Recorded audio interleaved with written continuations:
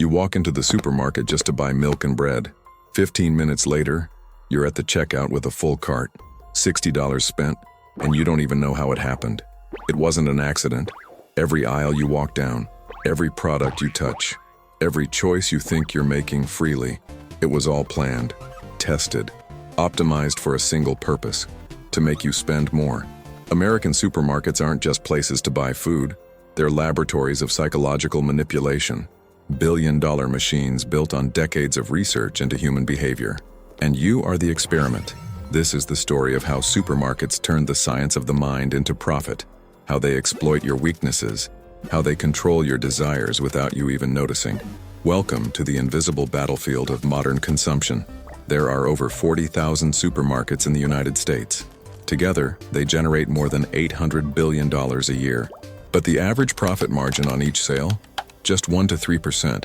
That's why every penny matters. And that's exactly why nothing, absolutely nothing, inside a supermarket is left to chance. The air temperature, the background music, the position of every product, the width of the aisles, even the smell you encounter when you walk in. Everything has been calculated by behavioral psychologists, neuroscientists, and marketing experts. The goal? To hack your brain, to bypass your logic, to transform you from a rational shopper into an impulsive consumer. You think you're in control, but from the moment you park your car, you're already being guided. Let's enter this maze, and let's uncover every hidden trap along the way. The entrance. You walk in. Immediately you're greeted by fresh flowers, gleaming fruits, vibrant vegetables. This isn't for aesthetics, it's pure psychology. Fresh produce communicates health, quality, abundance. It creates a positive emotional impression. Your brain relaxes, you trust the environment, and trusting consumers spend more. But there's another trick here. Fruits and vegetables have extremely high profit margins. Placing them at the entrance maximizes the probability you'll buy them first. And once your cart starts filling up, you feel committed. Psychologists call this the sunk cost effect. You've already spent, so you keep spending. The labyrinth layout. You need milk. Where is it? At the back of the store. Always. Bread? In the opposite corner. Eggs? At another extreme. This is intentional. Essential products, the ones you came to buy, are strategically scattered. You're forced to walk through dozens of aisles, and with every step, you pass hundreds of products you didn't plan to buy. Studies show that the more time you spend inside the store, the more you spend. On average, each additional minute increases your spending by about 2%. The supermarket doesn't want to make your life easier. It wants to prolong your journey. The decompression zone. Right after the entrance, the pace changes. The aisles become wider. The lighting softens. The music slows down. This is the decompression zone, designed to make you forget your hurry, to take you out of mission mode and put you into exploration mode. Your pulse decreases, your guard drops, and you start looking around. Eye level. You're in the cereal section. Dozens of colorful boxes. But which ones do you see first? The ones at eye level. This is the most valuable shelf in the supermarket. Brands pay thousands, sometimes millions, to have their products there, because products at eye level sell up to 35% more than the same products placed on lower shelves. And on the bottom shelves, products aimed at children, at the perfect height for little hands to grab, for little eyes to beg their parents. The end caps. You turn the aisle. There it is, a massive pile of products on sale. You assume you're saving money, but often you're not. End caps, those displays at the end of each aisle, are designed to look like deals. But studies reveal that up to 30% of products there aren't actually discounted. They just appear to be. Your brain sees abundance, sees prominence, and interprets this as value.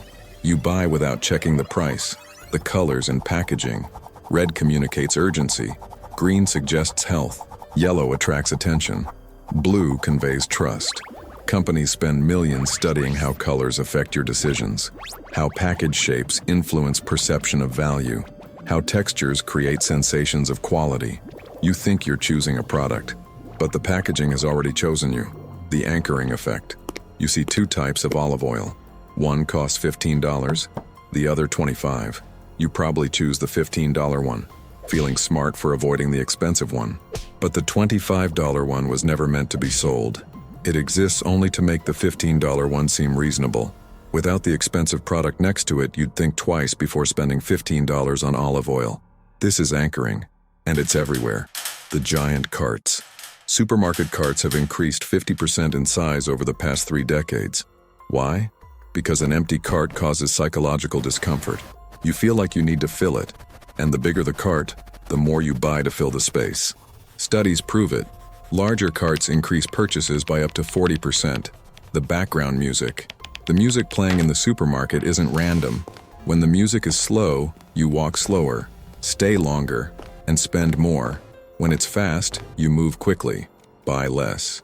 Supermarkets adjust the speed of the music depending on the time of day and customer volume, all to maximize sales. The aromas. You smell fresh bread, roasted chicken, cookies. These aromas are often artificially pumped through the ventilation system because smells trigger hunger, and hungry people buy up to 60% more food. Your stomach makes decisions, not your mind. These techniques aren't new. They come from decades of studies on human behavior, from experiments conducted by psychologists like B.F. Skinner, who studied how rewards shape actions, from researchers like Daniel Kahneman, who mapped how we make irrational decisions. Casinos use similar tactics. Layouts without clocks, without windows, lights that never change, all to make you lose track of time and keep gambling. Social media apps do the same. Infinite feeds, red notifications, unpredictable rewards, all to keep you engaged. But supermarkets pioneered this science. They transformed physical spaces into engines of behavioral manipulation decades before the digital era, and they continue refining their strategies every single day. So what really happens when you enter this system? First, you spend more than you planned. Studies show that 60% of supermarket purchases are impulse buys. They weren't on the list, they weren't necessary. Second, you buy products you don't need. On average, American families throw away 30% of the food they buy, billions of dollars in waste. Third, you go into debt. For many Americans, excessive supermarket spending contributes to accumulating credit card debt. Small decisions add up, and the impact is devastating. Fourth, you lose financial control. When you don't realize how much you're being manipulated, you can't defend yourself. The budget fails, discipline crumbles, and the supermarket? It profits from every transaction. This system wasn't created to help you. It was created to extract the maximum amount of money possible from each of your visits. Can you defend yourself? Yes, but it requires awareness. Make a list before you go, and buy only what's on it. Avoid going to the supermarket hungry. Eat first. Ignore the end caps. Go straight to the aisles. Look at the bottom and top shelves. The cheapest products are hidden there. Use a basket instead of a cart. You'll buy less. Set a time limit. Get in, grab what you need, get out. But above all, understand that you're on a battlefield. Every product, every color, every sound, every smell, it's all there to win you over. Supermarkets spend billions to study you, to understand your weaknesses, to predict your movements. And they're incredibly good at it. But now you know. You know how the game works. You know where the traps are. And knowledge is power. The next time you walk into a supermarket, stop for a moment. Look around. See the theater in action. See how every detail has been designed to influence you. And then decide, are you going to play their game? Or are you going to play your own? The choice is yours. But remember, they're counting on you to forget all of this the moment you walk through the door. Don't forget. What if, next time, we revealed the dark secrets that the food industry hides in the labels of products you eat every single day?